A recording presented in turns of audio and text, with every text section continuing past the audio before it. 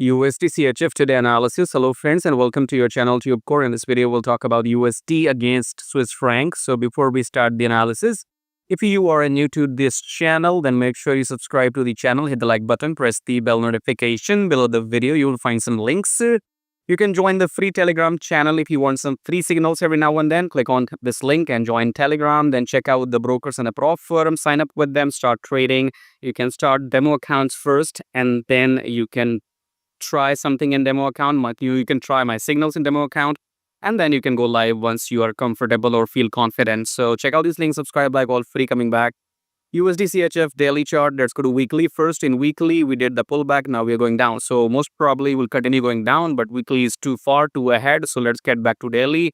And in daily you can see we have broken these previous lows. Okay, so as you can see, this red candle has broken these two lows from the past, which means we are supposed to take down this new previous low.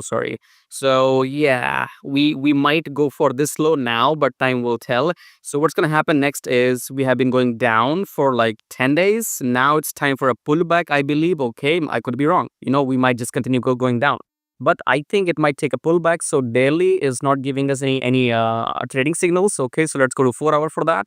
In 4 hour, we have the confirmation. So we came below the EMA in 4 hour and then here pullback and then new low. Okay, quite simple. We have created a new low here, breaking this previous low. Now wait for the pullback, use your fib levels from here till here.